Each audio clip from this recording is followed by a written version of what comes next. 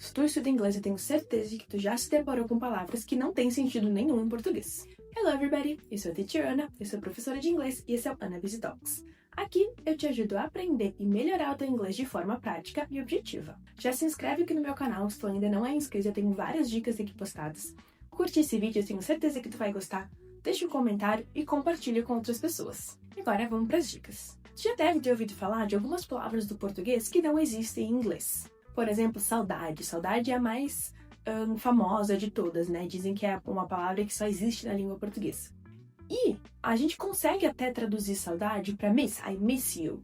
Acontece que o sentimento não é exatamente o mesmo. E é aí que tá. A gente muitas vezes tem palavras, inclusive nesse vídeo eu vou trazer, que a gente até tem equivalentes em uma língua ou na outra. Porém, o equivalente não é exatamente aquilo, não é o mesmo sentimento, não é usado exatamente no mesmo sentido. Saudade e miss you é um grande exemplo disso. Então, nesse vídeo aqui eu vou trazer algumas palavras em inglês que não tem tradução direta para o português. Ou, se tem uma palavra equivalente, ela não é exatamente aquilo que é usado no inglês. A primeira palavra é overwhelmed. Overwhelmed, a gente consegue traduzir literalmente para sobrecarregado. Porém, overwhelmed não é exatamente sobrecarregado no sentido que a gente usa no português. Overwhelmed é mais no sentido de um turbilhão de emoções. Então, quando a gente está sentindo muitas emoções ao mesmo tempo, a gente diz que a gente está overwhelmed. Então, não é sobrecarregado de trabalho ou de coisas para fazer. É sobrecarregado de emoções. For example, I feel overwhelmed with work. Não é que tu tá só cheio de trabalho para fazer, é que tu tá com uma mistura de emoções na cabeça, então a mente está sobrecarregada.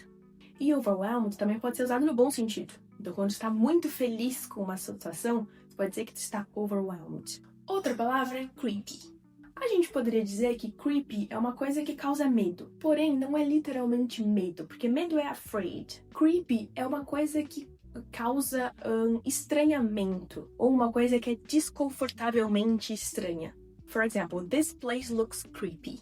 Então não é exatamente que tu está com medo desse lugar, não é que ele parece assustador.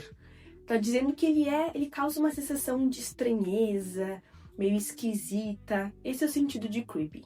Depois a gente tem a expressão pet peeve. E o pet peeve, ele realmente não tem uma tradução. Eu não consigo pensar em uma palavra equivalente a pet peeve no português. Pet peeve é uma coisa pequena, mas que te irrita. Então não é uma coisa grande e que é importante, né? Que é uma coisa que realmente causa um desconforto. É uma coisa pequena, coisas pequenas do dia a dia que tu não gosta, que tu te deixa desconfortável ou que te irrita. For example, loud chewing is my pet peeve. Ou seja, ouvir as pessoas mastigando é uma coisa que te incomoda, é uma coisa que te irrita. Então não é que tu vai ficar bravo com a pessoa, não é uma coisa que vai causar grandes problemas, mas é uma coisa pequena que tá ali, que tá te incomodando. Isso é um pet peeve. Outra frase que a gente não tem um equivalente no português é o guilty pleasure. Guilty pleasure, traduzindo literalmente, ele é um prazer culposo. Ou seja, é uma coisa que a gente gosta e que não deveria, ou uma coisa que talvez cause um certo mal, talvez que não é tão boa, mas que a gente gosta. For example, binge watching is my guilty pleasure. Ou seja, maratonar alguma coisa é um guilty pleasure, ou seja, é uma coisa que tu sabe que tu não deveria estar fazendo, tu sabe que é uma coisa que não faz muito bem, porém tu faz e que causa prazer. Isso é um guilty pleasure. Tem também a palavra cringe. Cringe é uma palavra que ficou muito na moda na internet nos últimos tempos e que realmente a gente não tem um equivalente em português. Cringe seria alguma coisa que causa vergonha alheia, porém não é literalmente vergonha alheia, é o sentimento da vergonha alheia, aquela sensação que a gente quer tapar os olhos, que a gente não quer ver, que a gente recolhe o corpo, assim. Isso é dizer que algo é cringe. For example, that video was very cringe. Ou seja, é um vídeo que te causou vergonha alheia, que tu não gostou de assistir. Isso é um termo, inclusive, que ele vai e volta na internet. Então, numa época, ficou muito famoso, todo mundo usava o termo cringe. Depois ele meio que caiu em desuso, aí começou a ser aquela coisa que é cringe dizer cringe.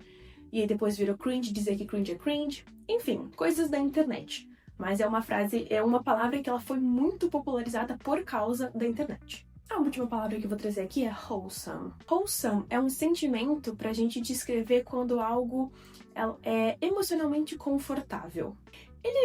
A gente poderia dizer que ele é quase um oposto do overwhelming. A gente tinha visto antes que overwhelming pode ser usado no sentido ruim, quando a gente tem um turbilhão de emoções que a gente não consegue controlar.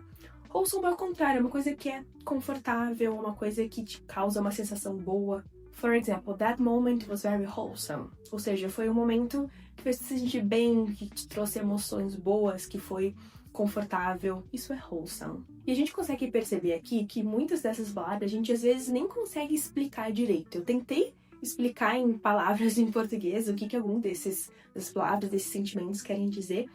Porém, é justamente essa a intenção do vídeo, é mostrar que algumas palavras, elas não têm, além de não ter tradução direta, a gente nem consegue explicar exatamente qual que é o sentido daquilo, porque realmente não existe em português. O cringe e o wholesome são bons exemplos disso. A gente até consegue explicar, a gente consegue até encontrar palavras equivalentes, só que nada no português explica exatamente o que é o sentimento de cringe e de wholesome. Isso tudo são questões culturais, são questões de vocabulário.